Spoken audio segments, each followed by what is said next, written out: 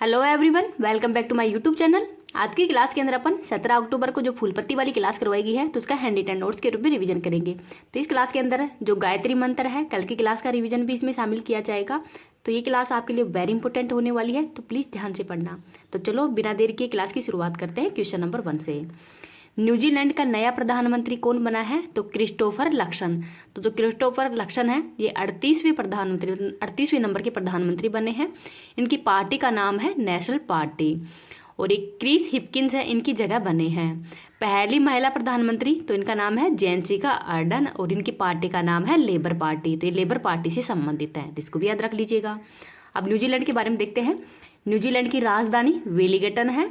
Cook जल संधि है वो उत्तरी द्वीप को दक्षिणी द्वीप से अलग करती है। पर्वत है दक्षिणी आल्प से, तो जो दक्षिणी आल्प से है ये न्यूजीलैंड के अंदर ही है। और इसकी सबसे ऊंची चोटी का नाम है माउंट कुक। घास के मैदान है वो है केटरबरी। और जो जिलैंडिया जो 8वां महाद्वीप है, अभी इसकी घोषणा तो नहीं की गई, लेकिन ये न्यूजीलैंड के पास में ही है जिलैंडिया, जो कि विश्व का 8वां महाद्वीप बनेगा। तो इसको भी याद रख लीजिएगा। आगे देखते हैं ऑस्ट्रेलिया के बारे में। ऑस्ट्रेलिया की राजधानी कैनबरा है। यहाँ के प्रधानमंत्री का नाम है Anthony Albanese. Great Barrier Reef परवाल भित्ति ऑस्ट्रेलिया के अंदर ही है। और ऑस्ट्रेलिया के अंदर जो घास के मैदान है वो डाउन्स कहलाते हैं, तो इनको भी याद रख लीजिएगा। अब देखते हैं कि ब्राजील के राष्ट्रपति तो लूला डी सिल्वा बने हैं। और ब्राजील है उसके द्वारा ही जो G21 है उसकी 2024 में अध्यक्षता की जाएगी। इटली की वर्तमान में प्रधानमंत्री तो जॉर्जिया मेलोनी है और ये पहली महिला प्रधानमंत्री है। कनाडा की प्रधानमंत्री कौन है? तो जस्टिन ट्रूडो है। इजराइल के प्रधानमंत्री बेंजामिन नेतन्याहू हैं। कंबोडिया की राष्ट्रपति तो हुन मोनेट है। तो जो हुन मानेट है ये वर्तमान में कंबोडिया की राष्ट्रपति हैं, तो इनका नाम भी याद रख लीजिएगा। इस क्लास की PDF है वो आपको टेलीग्राम पे डाल दूंगी। टेलीग्राम का लिंक इस वीडियो के कमेंट सेक्शन के अंदर पिन कर दूंगी, तो वहाँ से आप इसकी PDF प्राप्त कर सकते हैं। नेक्स्ट देखते हैं क्वेश्चन नंबर 2। 34वें ओलंपिक खेलों का आयोजन है वो कहाँ पे किया जाएगा? तो लॉस एंजल्स USA के अंदर ही। और 2028 के अंदर इसका आयोजन वो किया जाएगा। इसमें 5 खेल हैं वो शामिल किए गए हैं। Cricket, squash, flag football, lacrosse और बेसबॉल। तो ये 5 जो खेल हैं इनको शामिल किया गया है। तो क्रिकेट है, इससे पहले 1900 के अंदर पेरिस ओलंपिक के अंदर भी शामिल किया गया था। और टेस्ट मैच हुआ था जिसमें विजेता है वो तो इंग्लैंड बना था और उप विजेता है वो फ्रांस बना था। 2028 के अंदर जो क्रिकेट है वो T20 फॉर्मेट के अंदर खेला जाएगा। महिला और मेल और फीमेल दोनों के द्वारा ही 6 टीम है वो इसमें भाग लेंगी। तो ये 2028 के अंदर खेला जाएगा। आगे देखते हैं 2024 के अंदर ही जो पेरिस के अंदर ओलंपिक होंगे तो उसमें ब्रेक डांस है उसको शामिल किया गया है। तो ब्रेक डांस है ये 2024 के ओलंपिक है इसमें शामिल किया गया है, तो इसको भी याद रख लीजिएगा। आगे देखते हैं फर्स्ट ओलंपिक है ये 1896 के अंदर ही एथेंस ग्रीस के अंदर हुए हैं। 32वें ओलंपिक का आयोजन है वो 2020 के अंदर ही टोक्यो जापान में हुआ है। और इसमें भारत का स्थान है वो 48वां है। और टोटल पदक है भारत ने 7 जीते थे, 1+2+ में से 4। 33वें ओलंपिक तो 2024 के अंदर ही पेरिस फ्रांस के अंदर होंगे। अंतर्राष्ट्रीय ओलंपिक समिति IOC है, इसकी स्थापना 23 जून 1894 की गई है। हेडक्वार्टर लुसाने स्विट्जरलैंड के अंदर ही है। वर्तमान में हेड है थॉमस बॉक। और इसकी 141वीं बैठक का आयोजन है वो मुंबई के जियो मार्ट के अंदर होगी, तो इनको भी याद रख लीजिएगा। अब देखते हैं कि जो कॉमनवेल्थ गेम्स है इसका आयोजन, तो फर्स्ट जो कॉमनवेल्थ है इसका आयोजन 1930 के अंदर ही हैमिल्टन कनाडा के अंदर हुआ है। और 22वें नंबर के बर्मिंघम UK के अंदर हुए हैं। और भारत की रैंक है वो 4th है। फर्स्ट रैंक है वो ऑस्ट्रेलिया की है। एशियन गेम्स तो फर्स्ट बार 1951 के अंदर ही नई दिल्ली में इसका आयोजन किया गया था। और 19वें जो एशियन खेल हैं इनका आयोजन चीन होंगजू के अंदर हुआ था। भारत के द्वारा टोटल 107 पदक जीते गए हैं और भारत की रैंक है वो 4th है। फर्स्ट रैंक है वो चाइना की है और भारत की रैंक है वो 4th है, तो इसको याद रख लीजिएगा, वेरी इंपॉर्टेंट है। आगे देखते हैं क्वेश्चन नंबर 3 देखते हैं। क्वांटम समर्पित हरित हाइड्रोजन उत्पादन प्रौद्योगिकी है, इसका विकास वो किसने किया है? तो IIT BHO के द्वारा ही किया गया है। इसका उद्देश्य क्या है? तो पर्यावरण के अनुकूल ऊर्जा का उत्पादन करना है इसका प्रमुख उद्देश्य है। अर्थात क्लीन ऊर्जा जो कि भविष्य का ईंधन है वो हाइड्रोजन ही होगा। हाइड्रोजन का उपनाम तो इसको आवारा तत्व भी कहते हैं। परमाणु क्रमांक 1 है। खोज केवेंडिश के द्वारा की गई है। और हाइड्रोजन के 3 समस्थानिक होते हैं, प्रोटियम, ड्यूटेरियम और ट्रिटियम। तो प्रोटियम, ड्यूटेरियम, ट्रिटियम ये इसके समस्थानिक है। सूर्य पर ऊर्जा का स्रोत तो नाभिकीय संलयन है। हाइड्रोजन प्लस में हीलियम प्लस में ऊर्जा है ये बनाता है। भारत का शुद्ध शून्य कार्बन उत्सर्जन का लक्ष्य है वो 2070 तक रखा गया है। COP27 का आयोजन मिस्र के शर्म अल शेख के अंदर हुआ है और COP28 का आयोजन है वो यूएई के अंदर होगा, तो इसको भी याद रख लीजिएगा। नेक्स्ट देखते हैं question number 4। Global Maritime India शिखर सम्मेलन 2023 का आयोजन कहाँ पे किया गया है, तो मुंबई में। इस बार ये 3rd नंबर का है, लेकिन इसका फर्स्ट और जो सेकंड क्रम है ये भी मुंबई के अंदर ही आयोजित किया गया था। और यह देश का सबसे बड़ा सामुद्रिक कार्यक्रम है और उद्देश्य है बंदरगाहों का विकास करना, समुद्री सुरक्षा करना, नवाचार को बढ़ावा देना और नवाचार तथा जो निवेश है इसको बढ़ावा देना इसका प्रमुख उद्देश्य है। वर्तमान में जहाजरानी मंत्री कौन है, तो सर्बानंद सोनोवाल हैं। आगे देखते हैं, कॉफी सम्मेलन का आयोजन है ये बेंगलुरु में किया गया है और 5वें नंबर का है। विश्व कॉफी डे 1 अक्टूबर को मनाया जाता है। मसाला सम्मेलन तो ये 14वें नंबर का है और आयोजन मुंबई में हुआ है। बांध पर सुरक्षा अंतर्राष्ट्रीय सम्मेलन का आयोजन है वो जयपुर के अंदर हुआ है। P20 सम्मेलन का आयोजन है वो यशोभूमि दिल्ली में हुआ है। G20 का आयोजन भारत मंडपम नई दिल्ली के अंदर ही हुआ है और G20 का होस्ट है वो भारत है और G21 के अंदर हाल में अफ्रीकन यूनियन है वो शामिल हो गया है, तो इसको भी याद रख लीजिएगा।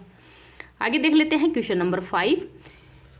विजिजम अंतर्राष्ट्रीय बंदरगाह है ये कहाँ पे प्रारंभ किया गया है, तो केरल के अंदर ही किया गया है और पहला जहाज है वो है जेन हुआ 15 जो कि चाइना का है वो यहाँ पर पहुँचा है। इसका निर्माण है वो राज्य सरकार तथा अडानी लिमिटेड के द्वारा ही किया जा रहा है, जिसमें राज्य सरकार की हिस्सेदारी है वो 70% है और अडानी लिमिटेड की हिस्सेदारी वो 30% है। आगे देखते हैं कि सिल्वर लाइन परियोजना केरल की है, लोथल पोर्ट गुजरात का है और ये हड़प्पा सभ्यता से संबंधित है, तो इसको भी याद रख लीजिएगा। अगर आपको ये क्लास पसंद आ रही तो प्लीज़ आप इसको ज़्यादा से ज़्यादा लाइक एंड शेयर कर देना। अभी तक चैनल को सब्सक्राइब नहीं किया तो प्लीज़ चैनल को सब्सक्राइब भी कर लेना। आगे देखते हैं, INS विक्रांत है वो कहाँ पे लॉन्च किया गया है, तो ये कोच्चि केरल के अंदर ही 2 सितंबर 2022 को और ये भारत का पहला स्वदेशी विमान वाहक पोत है। MV एम्प्रेस क्रूज तो चेन्नई से श्रीलंका के मध्य। हैंड इन हैंड अभ्यास भारत और चाइना के मध्य। पंचशील समझौता है ये 1954 के अंदर हुआ था भारत और चीन के मध्य। OBOR तो ये 1 बेल्ट 1 रोड इनिशिएटिव चाइना की है और इसको मोतियों की माला भी कहते हैं। BRI बेल्ट रोड इनिशिएटिव तो इसके अंतर्गत ही जो पद्मा रेल लिंक है इसका विकास किया जा रहा है बांग्लादेश के अंदर और निर्माण है वो चाइना का BRI के द्वारा ही किया जा रहा है, तो इसको भी याद रख लीजिएगा। आगे देखते हैं question number 6। Statue of equality है इसका अनावरण कहाँ पे किया गया है, तो भारत के अंदर तो ये हैदराबाद के अंदर है और संत रामानुजाचार्य हैं इनकी प्रतिमा है। लेकिन भारत के बाहर सबसे बड़ी जो प्रतिमा है 10 फुट वो है मेरीलैंड USA के अंदर है, डॉक्टर भीमराव अंबेडकर जी की प्रतिमा है और इसके वास्तुकार है राम सुतार।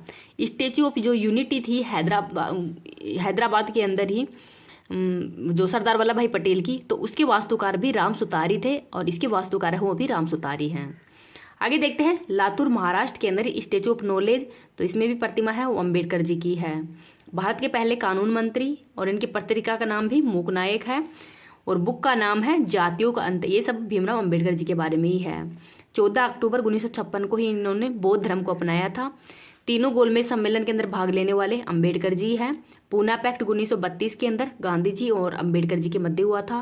अनुच्छेद 32 जो कि संवैधानिक उपचारों का अधिकार है, इसको संविधान की आत्मा है वो अम्बेडकर जी के द्वारा ही कहा गया है और इनको भारत रत्न है वो 1990 में मिला था, तो ये भी याद रख लीजिएगा। आगे देखते हैं, विश्वास स्वरूपम तो ये राजस्थान के नाथ द्वारा राष्ट्रमंच के अंदर ही महादेव की प्रतिमा है वो स्थापित की गई थी। Statue of Prosperity Kempegowda airport Bengaluru में। स्टैच्यू ऑफ वन वेस तो ओंकारेश्वर मध्य प्रदेश के अंदर ही आदि शंकराचार्य है इनकी प्रतिमा है वो स्थापित की गई है। नई संसद भवन है इसके वास्तुकार कौन है, तो विमल पटेल है और इसका शुभारंभ है प्रधानमंत्री मोदी जी के द्वारा ही किया गया था 28 मई 2023 को ही वीर सावरकर की जयंती पर। पुरानी संसद के वास्तुकार लुटियंस है और वर्तमान में इसको संविधान सदन के नाम से भी जाना जाएगा, तो ये भी याद रख लीजिएगा। आगे देखते हैं क्वेश्चन नंबर 7।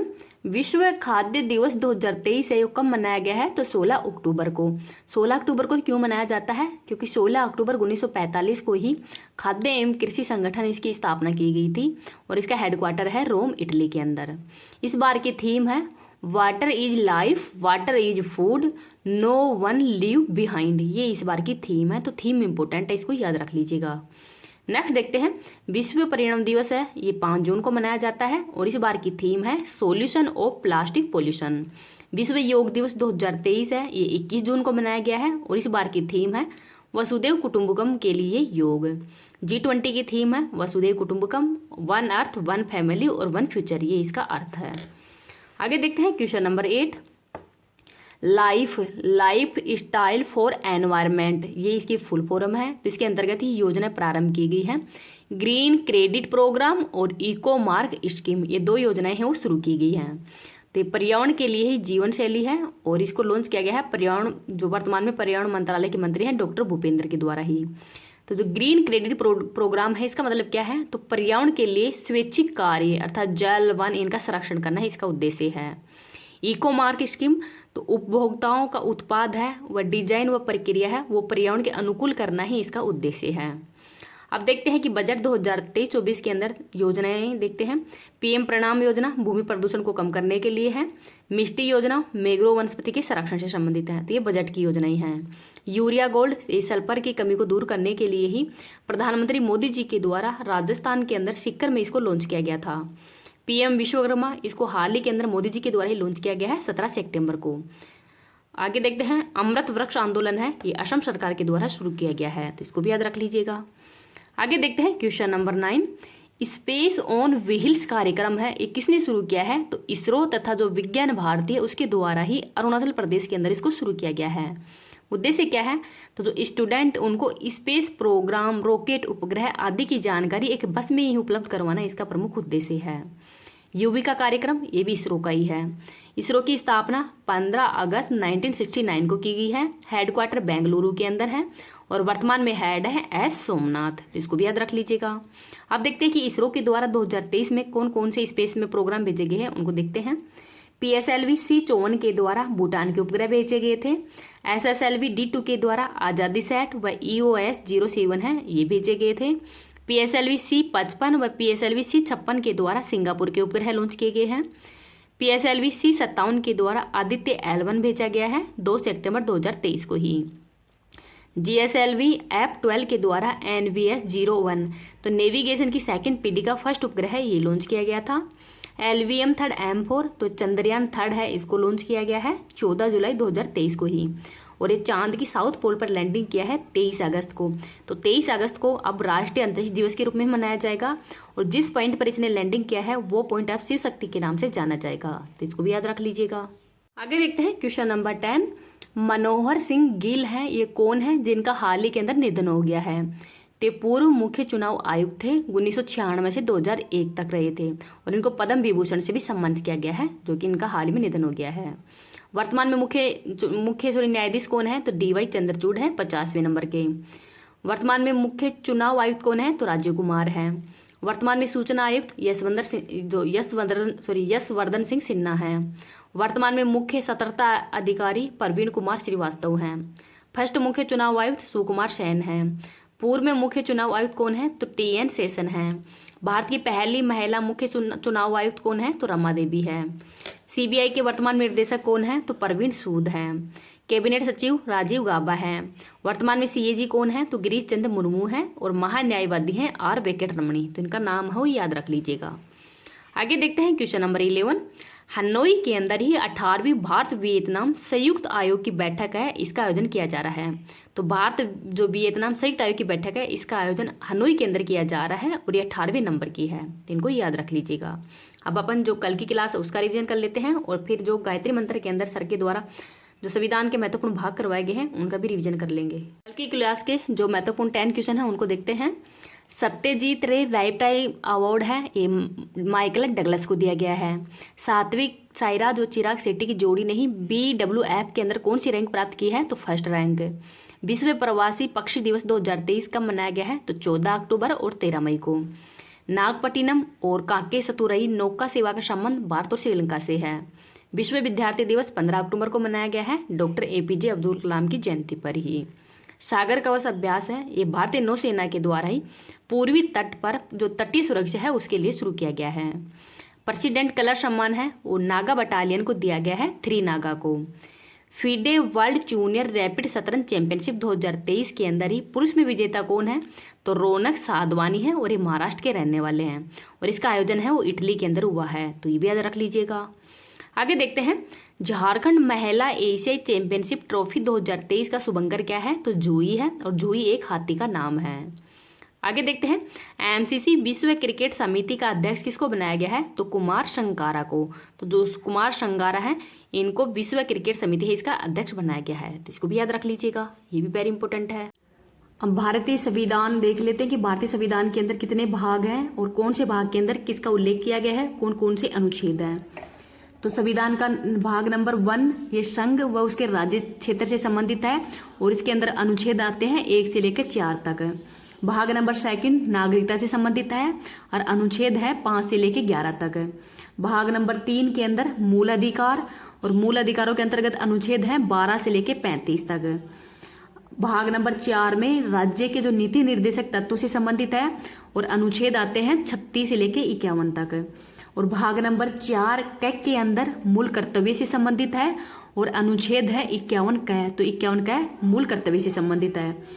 भाग 5 ये संघ राज्य संबंधित है और अनुच्छेद आते हैं 52 से लेके 151 तक। तो अध्याय नंबर 1 के अंदर कार्यपालिका और कार्यपालिका के अंदर अनुच्छेद आते हैं 52 से लेके 78 तक। संसद, तो संसद में है 79 से लेकर 122 तक। अध्याय नंबर 3 राष्ट्रपति की विधायी शक्तियां, तो अनुच्छेद है 123। अध्याय 4 के अंदर ही संघ की न्यायपालिका से संबंधित है और अनुच्छेद है 124 से लेकर 147 तक।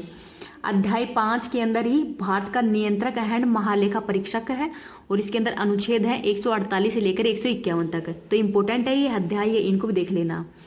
अब भाग नंबर 6 राज्यों से संबंधित है और अनुच्छेद है 152 से लेकर 237 तक। तो साधारण अध्याय नंबर 1 में साधारण तो 152, कार्यपालिका से संबंधित तो 153 से लेकर 167 तक है। राज्य का विधानमंडल, तो राज्य का विधानमंडल है अनुच्छेद 168 से लेकर 212 तक। राज्यपाल की जो विधायी शक्ति है वो अनुच्छेद नंबर 213 के अंतर्गत है, इसके अंतर्गत ही वो अध्यादेश जारी करता है। राज्यों के उच्च न्यायालय, तो ये अनुच्छेद 214 से लेकर 232 तक है। अधीनस्थ न्यायालय, तो अधीनस्थ न्यायालय का उल्लेख है 233 से लेकर 237 तक है। अब देखते हैं भाग नंबर 7, तो भाग नंबर 7 है ये पहली अनुसूची के भाग ख के राज्य थे जो कि 7वें संविधान संशोधन के द्वारा इनको निश्चित कर दिया गया, इनको हटा दिया गया है और ये अनुच्छेद आता है 238, इसको हटा दिया गया है। आगे देखते हैं भाग नंबर 8 है ये संघ राज्य क्षेत्र से संबंधित है और इसके अंदर अनुच्छेद है 239 से 242 तक। भाग 9 के अंदर पंचायत से संबंधित है और पंचायत के अंदर अनुच्छेद है 243 से 243 ओ तक है। आगे है भाग 9 क के अंदर नगर पालिकाएं हैं और अनुच्छेद नंबर 243 पी से लेकर 243 जेड जी तक हैं। आगे देखते हैं भाग 9 ख के अंदर सहकारी समितियां हैं और सहकारी समितियों के अंदर अनुच्छेद है 243 जेड एच से लेकर 243 जेड टी तक है। तो सहकारी समिति है 243 जेड एस से लेकर 243 जेड टी तक है। आगे देखते हैं भाग 10 है, तो भाग 10 अनुसूचित एंड जनजाति क्षेत्रों से संबंधित है और अनुच्छेद है 244 से 244 क तक है। भाग 11 के अंदर संघ और राज्यों के बीच में संबंध है और अनुच्छेद है 245 से 263 तक है। अध्याय 1 विधायी संबंधी, तो विधायी संबंधी है 245 से 255 तक है। प्रशासनिक संबंधी, तो अनुच्छेद है 256 से 263 तक है। आगे देखते हैं भाग 12, तो भाग 12 वित्त संपत्ति सुविधाएं व वाद से संबंधित है और अनुच्छेद आता है 264 से लेकर 300 तक है। तो इसमें वित्त संबंधी अनुच्छेद है 264 से 291 तक। उधार लेन संबंधित है 292 से 293 तक और संपत्ति सुविधाएं अधिकार दायित्व बाधाएं और वाद है 294 से 300 तक हैं। संपत्ति का अधिकार तो 300 के अंतर्गत आता है। पहले ही संपत्ति का अधिकार और मौलिक अधिकार था जिसको कि 44वें संविधान संशोधन के द्वारा हटाकर इसको संपत्ति के अधिकार के अंतर्गत शामिल, मतलब कानूनी अधिकार के अंदर शामिल कर दिया गया है। तो 300 के अंतर्गत आता है। आगे और देखते हैं भाग 13 में भारत के राज्य क्षेत्र के भीतर ही व्यापार वाणिज्य और समागम का उल्लेख है और अनुच्छेद आते हैं 301 से 307 तक। भाग 14 संघ और राज्यों के अधीन सेवाएं हैं और अनुच्छेद है 308 से 323 तक। इसके अंदर सेवाएं संबंधित हैं 308 से 314 तक और लोक सेवा आयोग का उल्लेख है अनुच्छेद नंबर 315 से 323 तक। तो इम्पोर्टेंट है, इनका नाम याद रख लेना। आगे देखते हैं भाग 14 क के अंतर्गत अधिकरण, और अनुच्छेद आता है 323 क से लेकर 323 ख तक। भाग 15 में निर्वाचन से संबंधित है और अनुच्छेद है 324 से लेकर 329 क तक।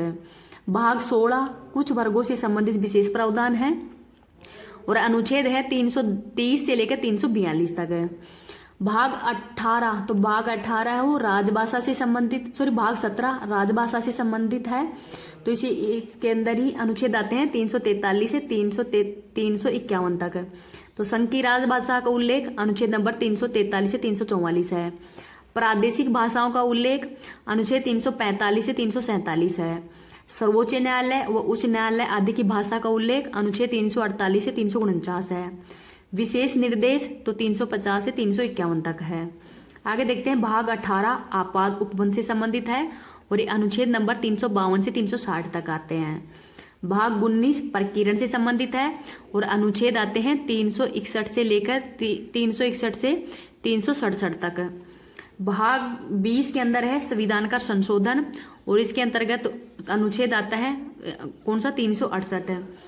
भाग 21 में अस्थायी संक्रमणकालीन एंड विशेष उपबंध से संबंधित है और अनुच्छेद आता है 369 से 392 तक है। आगे देखते हैं भाग जो 22 है उसके अंदर संक्षिप्त नाम प्रारंभ हिंदी के अंदर ही जो प्राधिकृत पाठ व निरसन से संबंधित है और अनुच्छेद आता है 393 से 395 तक ही। तो इम्पोर्टेंट है कौन से भाग के अंदर क्या शामिल है और कौन कौन से अनुच्छेद शामिल है, तो इनका थोड़ा नाम याद रख लेना, वेरी इंपॉर्टेंट है। हर एग्जाम के अंदर 1 से 2 क्वेश्चन आपको दिखने को मिल जाएंगे। थैंक यू क्लास देखने के लिए, और अगर भी चैनल को सब्सक्राइब नहीं किया तो चैनल को सब्सक्राइब कर लेना और वीडियो को लाइक एंड शेयर कर देना।